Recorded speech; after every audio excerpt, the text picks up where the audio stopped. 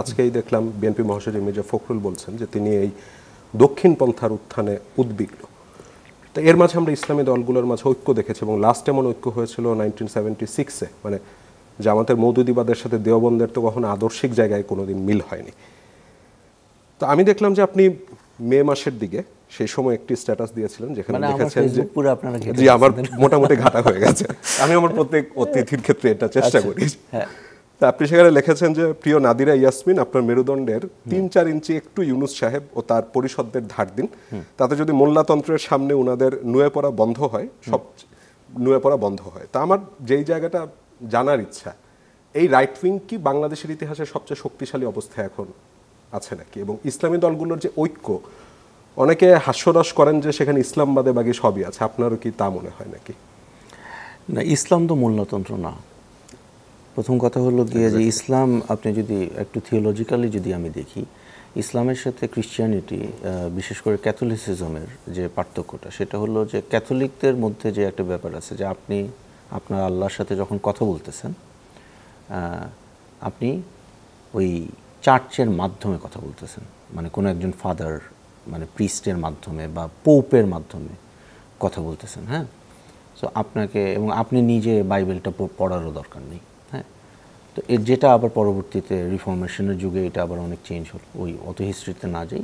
ইসলামে কিন্তু একজন মুমিন মুসলমানের সাথে তার আল্লাহর যে সম্পর্ক, ওটা খুব পার্সোনাল, ওইখানে কোনো মোল্লা মুন্সির কোনো জায়গা নেই। হ্যাঁ, যে সে কোরআন পড়বে, সে বুঝবে, সে নামাজ পড়বে, হ্যাঁ সে বুঝতে সমস্যা হলে সাহায্য নিতে পারে, বাট ইন্টারপ্রিটেশনের দায়িত্বটা মুসলমানের নিজের ব্যক্তিগত। হ্যাঁ, তো এই জন্য আমি বলি যে ইসলাম এবং মুসলমানের সাথে মোল্লাতন্ত্র বলে আমরা যেটাকে বলতেছি, যে এটাকে একটু আলাদা করে দেখতে হবে। তো এক্ষেত্রে এদের আসলে এরা একটা ইকোনমিক গ্রুপ, এটা একটা ইকোনমিক ইন্টারেস্ট গ্রুপ, এটা অনেক দিন ধরেই আছে। নাদিরা ইয়াসমিনের কথা যেটা বললেন, যে আপনি দেখেন বাংলাদেশে কিন্তু এই যে ইসলামিক গ্রুপগুলো তথাকথিত, আমি ইনকোটে বলতেছি, এরা কিন্তু প্রচুর ইসলাম বিরোধী ঘটনা বাংলাদেশে ঘটে গেছে গত অনেকগুলো বছর ধরে।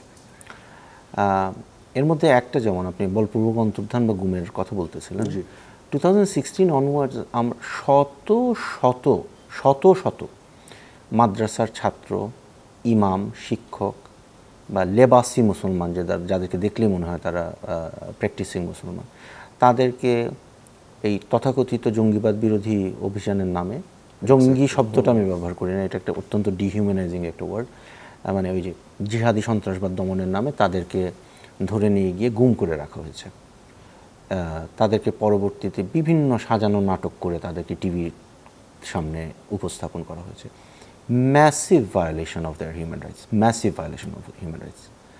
আজকে পর্যন্ত কয়টা সমাবেশ আপনি দেখেছেন যেখানে, এই সরকারের আমলে কয়টা সমাবেশ আপনি দেখেছেন যেখানে এদের ব্যাপারে হেফাজতে ইসলাম বা অন্যরা কথা বলেছে? এবং হেফাজতের লিডারদের সাথে আমার সরাসরি কথা হয়েছে। আচ্ছা, আমার সরাসরি আমি বলেছি যে আপনারা করেন না কেন, মানে এটা তো আমি নিজে, আমি মানে it's very public that I am N atheist, আমি নাস্তিক, এটা সবাই জানে, ঠিক আছে?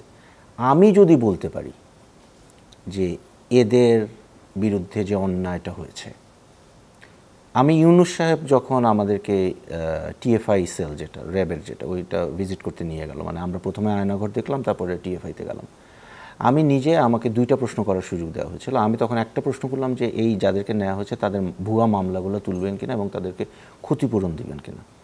এই পয়েন্টগুলো নিয়ে আমার মতো লোকজন, যারা অ্যাপারেন্টলি, মানে আমরা খুব ইসলাম বিদ্বেষী, হ্যাঁ, I don't know where they get that, আমরা যদি কথা বলতে পারি তাহলে ওনারা কেন কথা বলে না, রাইট? এটা তো তাদের রাজনীতি, তাদের অ্যাক্টিভিজমের একটা কোর হওয়ার কথা ছিল, তারা ওইটা নিয়ে কথা বলে না। ইসলাম বিরোধী আর যা যা জিনিসপত্র হয় সেখানে ওরা এটা নিয়ে কথা বলে না। এই যে নারী নির্যাতনের ঘটনা, ইসলামে তো মানে রিলিজিয়াসলি দেখলে একটা ইসলামিক সমাজে তো নারীর একটা প্রোটেকশন পাওয়ার কথা, ওইটা নিয়ে কথা নেই। কথা হইলো যে কার ব্লাউজ ছোটো, কে মাথায় কাপড় দেয় না, এগুলো নিয়ে তাদের কথাবার্তা, তাদের চিন্তা। নাদিরা ইয়াসমিনের সাথে তাদের যে সমস্যাটা, মূলত এটা দেখতে হলো আমি যেটা বলতেছিলাম যে দেয়ার এ ইকোনমিক গ্রুপিং, এবং তাদের পাওয়ার প্র্যাকটিসের মধ্যে নারীর উপর এই যে হোল্ডটা রাখা তাদের জন্য খুব দরকার। এটা শুরু কিন্তু হয়েছে ব্রিটিশ আমলে, মানে ব্রিটিশ কলোনিয়াল রুলারদের সাথে উপমহাদেশের ধর্মগুরুদের এক ধরনের আনরিটেন আন্ডারস্ট্যান্ডিং ছিল।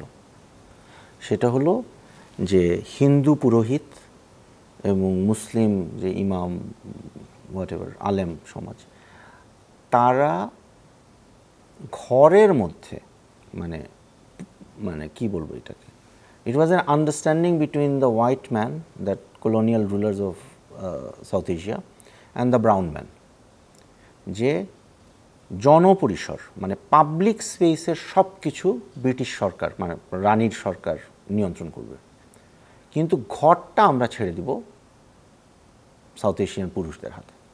হ্যাঁ, এবং সেইখানে ওই পাওয়ার প্র্যাকটিসটা ধর্মের নামে করা হবে, এবং এই যে ধর্মের নামে নারীদের উপর নিয়ন্ত্রণ প্রতিষ্ঠা, ধর্মের নামে নারীদের উপর পুরুষের নিয়ন্ত্রণ প্রতিষ্ঠা, এটা করা হবে, এবং এটার সূত্রধর বা এটার ফ্যাসিলিটেটর হবে এই ধর্মগুরুরা।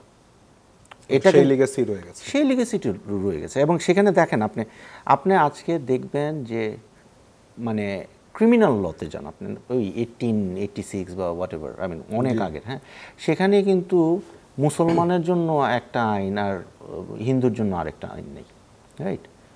কিন্তু আমরা কিন্তু দেখেছি মুসলিম ফ্যামিলি ল, হিন্দু ফ্যামিলি ল, এবং কিছু হিন্দু ফ্যামিলির কিছু মানে কিছু জিনিস তো অত্যন্ত আপত্তিজনক, মানে আজকের কনটেক্সটে এটা হিন্দু ফ্যামিলি লর অনেকগুলো ধারা যেগুলো হিন্দু নারীরা এটা চাচ্ছেন না, এবং তারা এটা অবজেক্ট করতেছেন। হ্যাঁ, তো এটা দেখেন এই একটা জায়গায় কিন্তু হিন্দু মুসলমান পুরুষ এবং বিশেষ করে সব এক। হ্যাঁ, যে যখন আমার একটা ঘটনা বলি, আমার এক আত্মীয়, আমি মানে কোনো ফ্যামিলি ক্রাইসিস ক্রিয়েট করতে চাই না, এই জন্য নাম বলতেছি না বা আইডেন্টিফাই করতেছি না, উনি হলো গিয়ে খুব লিবারাল। হ্যাঁ, উনি অত মানে ধর্ম মানে এমন কিছু না, কিন্তু যখন দেখা গেল যে ওনার বাবার সম্পত্তি যখন ভাগ বাটোয়ারার প্রশ্ন আসলো, তখন দেখা যায় উনি কোরআনের মানে একজন বিশেষজ্ঞ।